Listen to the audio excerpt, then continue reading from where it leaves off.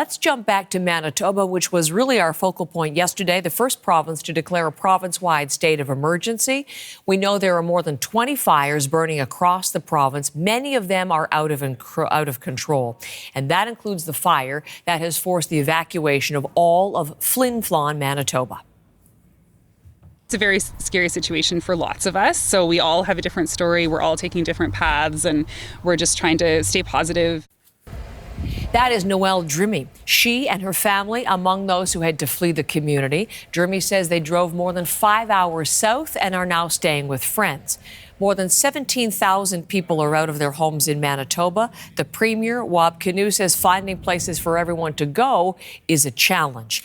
I want to introduce you now to somebody who has had to evacuate and work at the same time because he's a reporter for the Flin Flon Reminder, but at the same time a citizen of the community, and he's had to evacuate along with all 5,000 of his Flin Flon fellow citizens. He is Eric Westhaver, and he is in Swan River, Manitoba. Eric, I'm glad to meet you here. Thank you for giving us some time.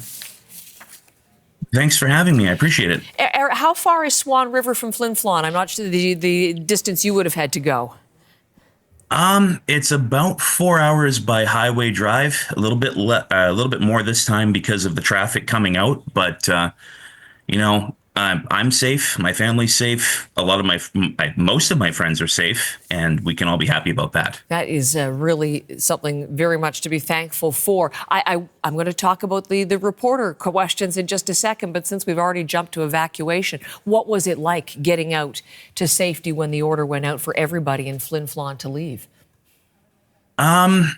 A bit of chaos. Mm-hmm. It wasn't unexpected because there was a pre-evacuation alert set the day before. So most people I know, myself included, my family members included, we packed our bags just to be on the safe side. We've been through forest fire fighting before, and we've been through these situations before, but we've never had to actually evacuate. Last summer, there was a fire near Flin Flon that caused a similar sort of alert. So we packed bags, but kind of like not necessarily as seriously as we should have taken it, quite frankly. But when the alert came, it was go time. We had to get out as quickly as possible, and no dilly-dallying, no messing around. Before we left, the mayor of Flin Flon, George Fontaine, did a radio piece where he asked people specifically to not mess around, and nobody on their way out of Flin Flon did. So it went about as smoothly as it could have. That's wonderful. The mayor is going to join me a little bit later on this morning, but I am glad to have time with you and very glad to hear you made it to your destination safely. We will hope for good things for the community. The Reminder publishes weekly in the middle of doing, of getting to your own personal safety. You're trying to think about keeping everybody up to date in the community. Not able to publish hard copies, but doing a fantastic job online. I was just looking 10:30 last night. You were updating in local time. So there's lots of new information that you have. As far as the status of the fire, how big, how close, what's the latest information, Eric? How close and how big, it sort of depends on what monitoring service that you use to look at this. So when you're dealing with a fire that crosses both Manitoba and Saskatchewan, both provinces have their own monitoring systems. Both provinces have their own online maps to kind of show what the fire size is and where it's at. The Manitoba one says something. The Saskatchewan one sometimes says something else. And then you have the Natural Resources Canada map, a third one, which also sometimes says something else. And then you have the NASA and firms map, and sometimes that also says something else. You have 4 different maps, and sometimes the data doesn't already match because it's an unpredictable situation, right? Fires are not always easy. I mean, they're never easy to deal with, but they're not always easy to predict. And sometimes coordinates don't get entered quickly. It's a fluid situation. Things sometimes go wrong. As best as we can tell right now, the fire is, depending on what number you want to go to, between 30 and 40,000 hectares. And it's been, as best as we can tell from yesterday and from the latest updates that I've got, it's been pushed away from the community.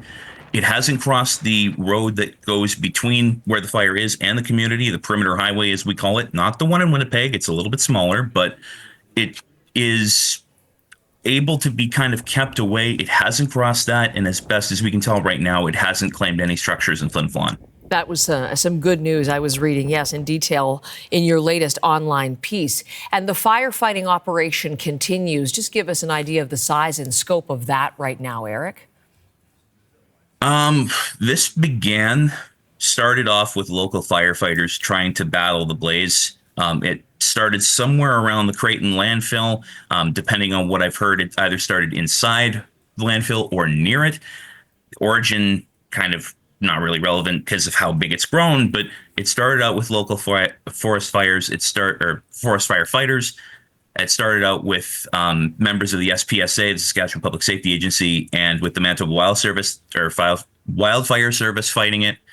And it's grown now to include other firefighters from different jurisdictions coming in. There are some people who came in from southern Manitoba. There are some people who came in from Swan River, where I'm currently located. And there has been a big groundswell of people trying to help. It's been a rush to the north. While we were trying to evacuate the area, trying to get out, we were seeing vehicles coming the other way, fire trucks occasionally, RCMP vehicles going the other way. And from what I can gather, it's been a pretty constant increase of people coming in from different communities. Carberry, Manitoba has been one of them, and several others that I'm sure I could name if I could remember. It's a long list.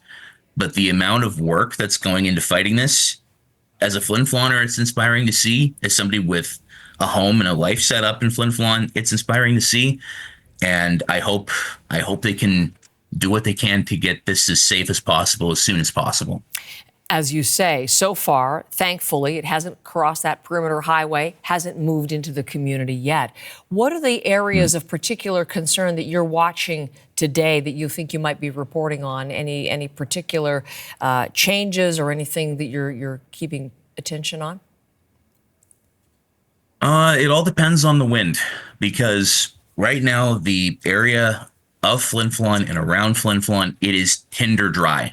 You know, anyone in Flin Flon who tried to mow a lawn in the last couple of weeks will know. You try to mow your grass, it's dust. It is frightening, and how dry it is. There's maybe been one rain since the snow melted, and it's been kind of worrying to see how fast it spreads.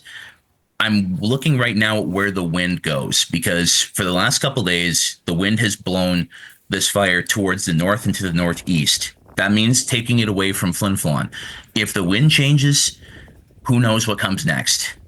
I wish I had a crystal ball and I could tell you what this fire would do next. It would make my job easier and probably help the guys on the ground. But what I'm looking for is that wind, and seeing whether or not it changes, what direction it changes to, and how that develops over the course of the day. Okay. I'll be following online. I'd urge others to as well. Some great reporting there. And Eric, thank you for the time today. Glad to know you and your family are safe. The evacuation has gone well as you observed it, and we'll hope for the wind continuing to blow away from Flin Flon, Manitoba. Thank you, Eric Westhaver. Thank you very much.